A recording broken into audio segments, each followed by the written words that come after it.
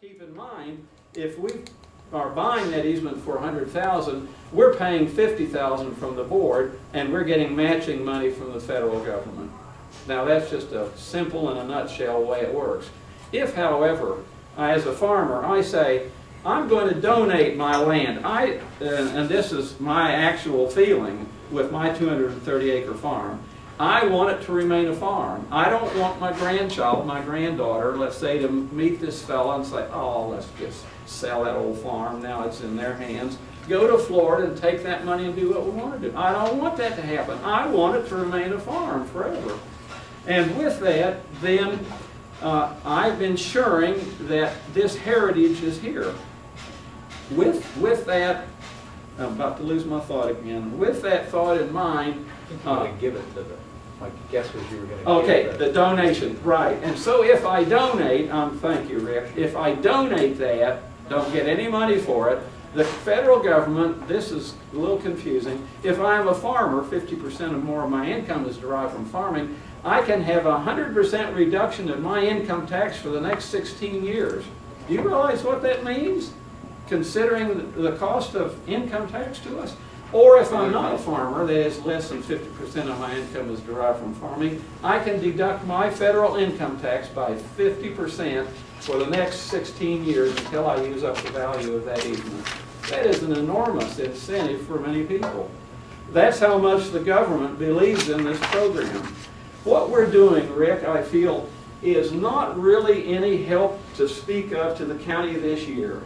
But isn't it a great value over the next 40, 50 years and beyond, what we can give to our society, to our culture, the heritage of farming?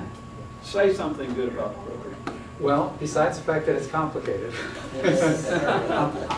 the board's made a commitment to try to at least get one farm into the program, get one easement done this year. And so we're talking to local farmers and the Farm Bureau and just trying to get the word out about it. So that people don't think, gosh, this is too confusing, I'm not going to try it. We're encouraging them to come to our meetings, to sit down with us and get some help from us so that they just don't throw up their hands and say it's not worth it. And I think probably once we get one of them done, it will make it easier for everybody else. Do you have a limit as far as how small a farm you're buying that you're going to work with or anything like that? I think so. There is no limit. Usually it's 25 or more, but there is no written limit. Now this is a competitive issue, and you can see that farmers may say, I'd like to do it, and this guy says, I'd like to do it, and we have to be very careful how we do this objectively and fairly, not to pick favorites. We're very committed to this.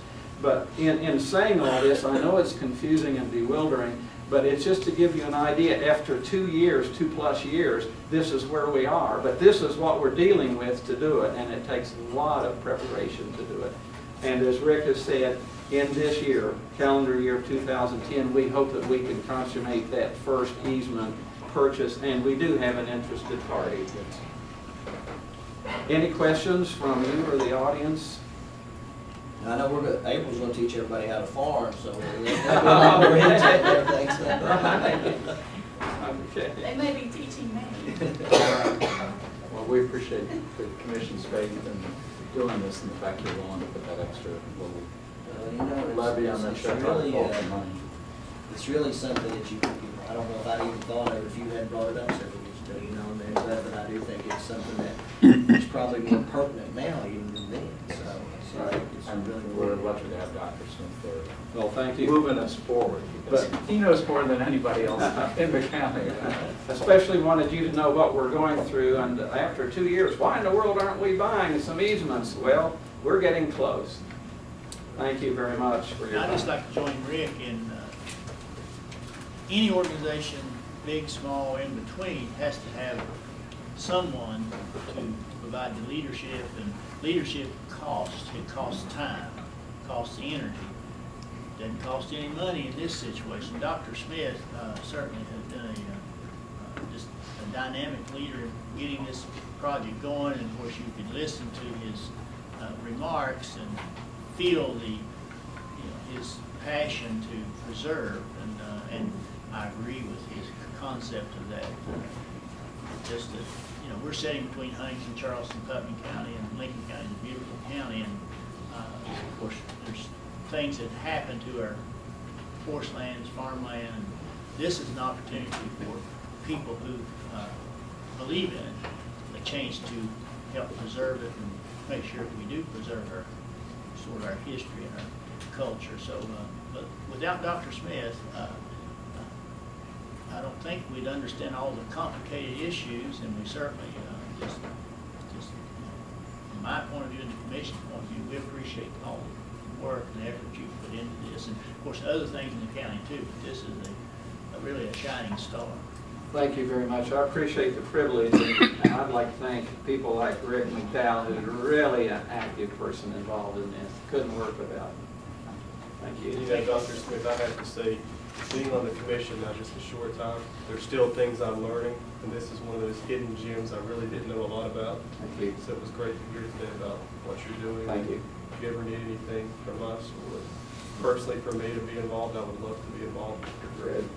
Thank you very much. Yeah, and Lauren's never not changed. In 1979, I trained under him as a medical student in Allen Creek, and he was a visionary then. So I'm glad he's got more time now to do these type of things. Back then, he was, as we were talking a little bit ago, when you're in a busy medical practice, sometimes you have a lot of good ideas, but not the time to follow up on them. So, he's always been an inspiration to me, and I think he's a great asset to the county. I think it's time for me to sneak out. Anybody got anything bad to say about it? I have a question. If Yes, you sir. donate a farm Yes. to that, Yes. does the family have that forever? They just can't sell it, or does it go to the government when you pass away? or- Okay, there's a lot I didn't say that would have been nice to say, and that is you retain all the rights of ownership to sell, to give to your kids, to do whatever you want to. It's just that farm, that property must remain farmable. It doesn't have to be farmed if you didn't want to farm, but it has to be capable of being farmed. All the rights of So ownership. your granddaughter, she can sell it, but they just can't develop it? That is correct. That is correct. Any other questions? That's a good question. And the only thing I might add is that the Farmland Protection Board it meets monthly at 9 o'clock, usually the last part of the month, and we make that a public meeting. So anybody that has any interest in things certainly welcome to come and attend the meeting Yes. of the boards. But last Tuesday usually of the month. That's correct. The last Tuesday of 11 months of the year. And any action we take must be approved by the county commission. By the way, you've commissioned us, and we have to relate to you on it. And we meet at the Soil Conservation Office down the street here, across from the 7-Eleven.